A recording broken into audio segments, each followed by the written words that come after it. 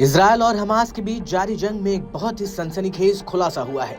ये खुलासा ऐसा है जिससे पूरे मिडिल ईस्ट में तनाव और गहरा हो सकता है। खबरों के मुताबिक इजरायल पर गाजा में एक नया सशस्त्र समूह खड़ा करने का आरोप लगा है, जिसे कथित तौर पर नया हमास कहा जा रहा है। सूत्रों के हवाले से दावा किया जा रहा है कि इजरायल ने गाजा में एक नया उग्रवादी समूह बनाया है, जिसे हथियारों और ट्रेनिंग से लैस किया गया है। इस समूह का मकसद कथित तौर पर गाजा में हमास के प्रभाव को कम करना और क्षेत्र में इजरायल के हितों को मजबूत करना है। इजरायल के एक पूर्व मंत्री ने खुलासा किया है कि उनका देश इस एंटी हमास समूह को हथियारों से भी लैस कर रहा है।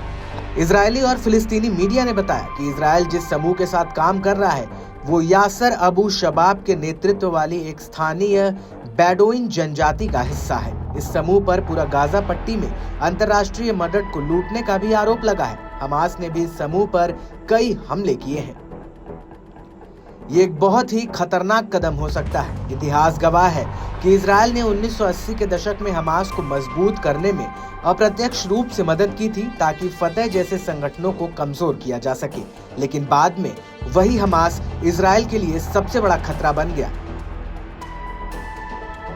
और अगर अब ये नया समूह बनाया गया तो ये एक बार फिर इजरायल के लिए आग से खेलने जैसा होगा।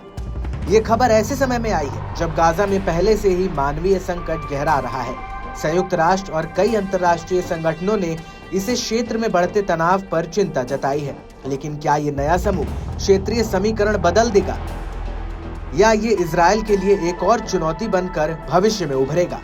इस बीच गाजा में इजरायल का सैन्य अभियान लगातार जारी है। ताजा हमलों में पिछले 24 घंटों में कम से कम 100 से ज्यादा लोग मारे गए हैं और कई लोग घायल भी हुए हैं। इजरायल और गाजा के बीच जंग से वहां के हालात बदतर हो गए हैं। गाजा में खाने पीने के लाले पड़ गए हैं।